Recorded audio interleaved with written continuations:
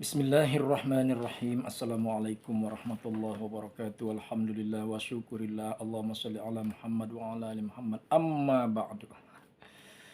Guys, gini ya. Aku mau cerita tentang jilbab dan sebenarnya manfaatnya apa. Gini, kalau ada orang pakai jilbab, ini misalnya ditutup gini aja, kepalanya aja yang ditutup. Sampai sini. Ya kan, ada kan jilbab cuma sampai sini doang. Ada orang di ini ditutup kepalanya, kemudian nih diikat di sini, dililit di leher-lehernya. Terlepas dari bahwa itu cantik, menarik atau kurang menarik, itu soal lain. Aku cuma mau bicara tentang jilbab dan fungsinya. Tapi ada orang mengatakan itu bukan jilbab, itu kerudung, itu topi. Oke, silahkan. Ya, tapi kalau jilbab itu sendiri, menurut kriteria Islam, ciri-cirinya itu memang dia harus ini kepala ditutup, ya kan, ini ketutup sampai begini, ini ditutup nih pakai jilbab itu. Nah ini dari jilbab itu sendiri, ini ada kain yang menutup lagi, dia senyawa sampai menutup dada. Bukan hanya sampai dada sini. Kalau dada sini, begitu kita begini angkat tangan kan nampak kan, maaf ya, payudaranya nampak kan, apalagi kalau maaf nih lagi ya, kalau payudaranya besar ya kan, pasti dia akan terlihat lah pokoknya ya. Kalau cuma sampai sini, maka jilbab itu sebenarnya dia sampai pusar. Jilbab yang terbaik itu adalah seperti mukena, dia menutup seluruh tubuh kecuali telapak tangan dan telapak kaki yang sulit dihindari. Itu telapak kaki pun masih bisa ditutup dengan kaos kaki. Bahkan tidak sedikit orang demi menjalankan perintah Allah, demi menutup segala keraguan, daripada salah ya mending dibuat saja dia pakai cadar, guys. Sehingga yang terlihat itu, karena jilbab sudah menutup sampai di sini, itu yang terlihat cuma mata saja. Kecantikannya yang biasa diekspos orang-orang di mana-mana, dipertontonkan, sehingga kemudian perlu di make up lagi. Ya kalau orang pakai cadar ngapain lagi pakai make up kan, karena kan nggak terlihat. Jadi orang pakai cadar itu sebenarnya hidupnya lebih efisien ya. Bayangkan biaya make up sekarang, guys ya, untuk eyeshadow, untuk penebal alis, apalagi guys, untuk pemerah pipi, untuk gincu, udah berapa? Paling nggak 100.000 kan. 100.000 mungkin sebulan 200.000, guys. Atau katakanlah saya hemat-hematnya 100.000 lah sebulan semua itu kan. Oke gitu guys ya. Sekarang kita mau cerita tentang manfaat dan mudaratnya kalau nggak pakai jilbab. Begini guys, kalau kita lagi ngobrol ya, temanmu laki-laki, perempuan, atau setengah laki-laki setengah perempuan alias banci waria bencong. Ketika kita ngobrol gini, kan kita akan menatap mata dia kan, menatap jidat dia, menatap kepala dia. Ruang lingkup pandangan kita pasti seputar kepala sampai ke leher, ya kan. Sekali-sekali memandang ke pipinya, ke telinganya, sekali-sekali terlihat kita leher sampai ke dada. Inilah biasanya. Kadang-kadang kita menunduk juga sehingga terlihat juga sampai ke bawah. Itu siapapun dia, mau laki-laki, mau perempuan, mau setengah laki-laki, setengah perempuan. Oke guys, sudah. Nah, bayangkan kalau dia perempuan. Dia cuma menutup kepalanya. Katakanlah mulai dari dia tidak pakai jilbab sama sekali, nggak pakai topi sama sekali, maka terlihatlah seluruh kecantikan tubuhnya. Ya kan? Nampak. Maaf ya, kalau matanya bulat nampak bulat. Kalau ini apa namanya ini, alis kalau seperti bak semut beriring, ya indah seperti bak semut beriring. Kalau misalnya dagunya seperti bak lebah begantung, ya seperti lebah begantung.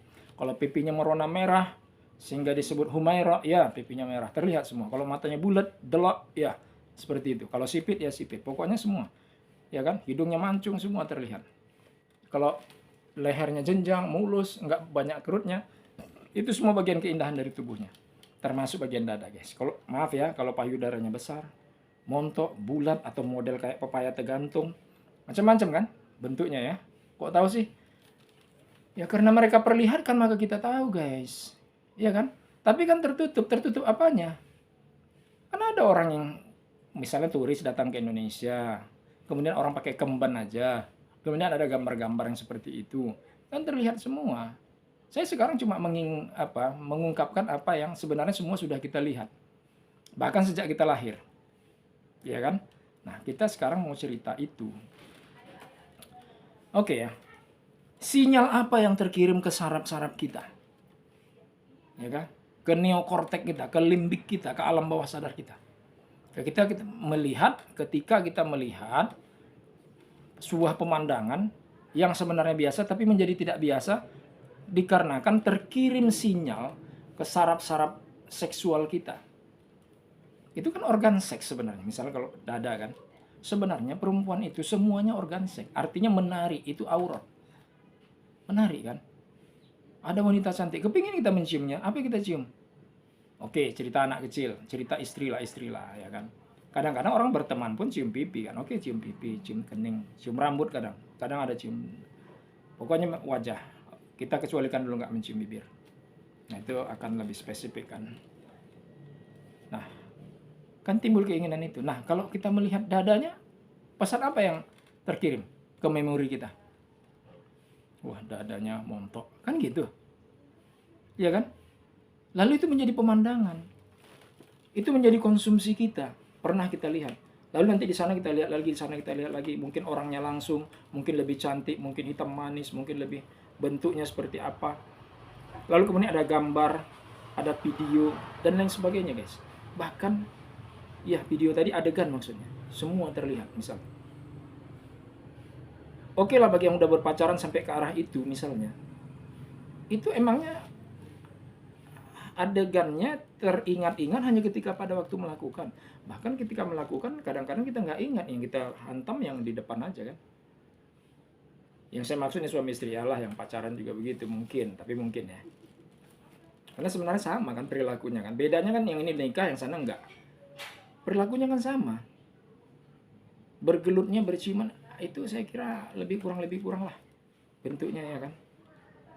Nah sekarang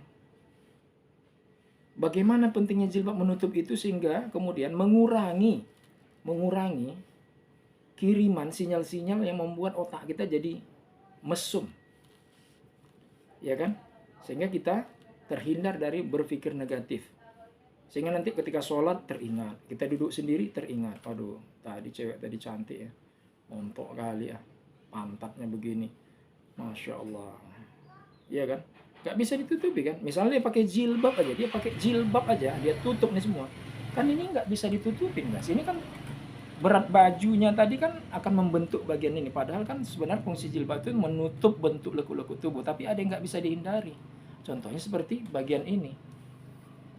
Itu memang nggak menimbulkan juga rangsangan, menimbulkan kan guys. Mungkin bagi Anda enggak, karena Anda mungkin nggak di situ wilayah pergaulannya. Anda mungkin orang suci, selalu di kuil, bihara, di gereja, di masjid, ya kan. Tapi untuk orang biasa di pasaran yang konsumsi pandangan matanya seperti itu aja tiap hari di pasaran, atau mungkin pergaulannya seperti itu beda lagi kan. Kemudian bagian yang nggak bisa ditutupi yaitu pinggul. Kalau model bajunya di atas gini ya, di dada ini di dada ini misal begini, lalu di perutnya itu mengecil, maka akan terbentuk pinggul seperti ini, seperti bodi gitar. Lalu pantat di belakang ini guys, itu kan akan terbentuk dia. Mau selonggar apapun baju, ya kan, pasti akan membentuk pantat itu kan. Mau selonggar apapun.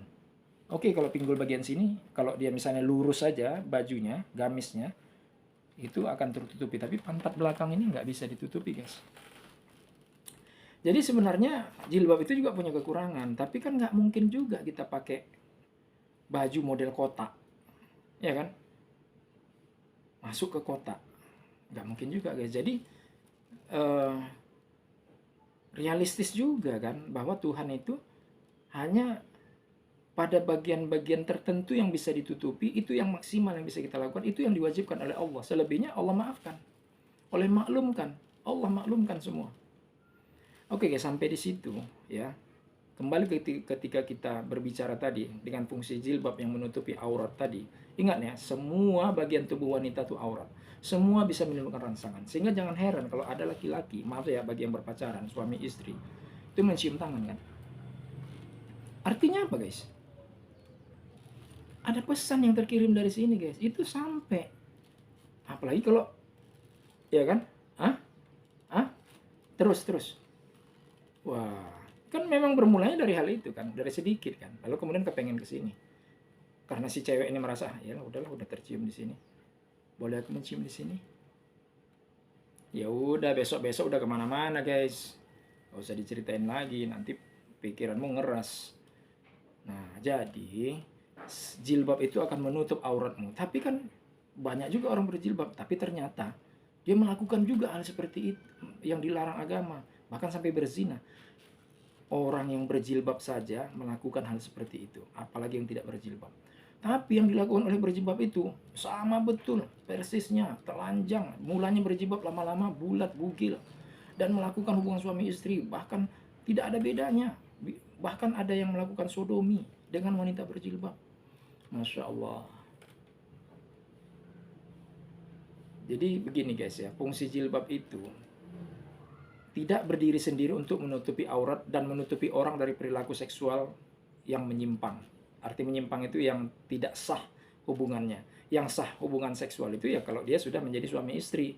Yang sah, kalau suami istri nggak sah ya nggak juga. Nikahnya sah. Yang menikahkan dia harus KUA, sultan, pejabat yang memang ditentukan, minimal ya P3 NTR tadi. Pegawai pencatat pernikahan. Ya. Jadi seperti itu guys. Jadi nggak berdiri sendiri bahwa kalau sudah ditutup aurat berarti oke, sudah selesai. Ini nggak akan ada masalah lagi. Oh enggak. Itu baru satu bagian kecil. Bagian besarnya apa? Bagian besarnya adalah perilakumu sendiri. Andai pun kau tidak berjilbab, tapi kalau kau mempunyai moralitas yang tinggi, berbasis moral, apakah basis moralnya agama, basis moral rumah tangga, berbasis moral adat, budaya, kau nggak akan melakukan itu. Dan kau akan menutup juga bagian tubuhmu.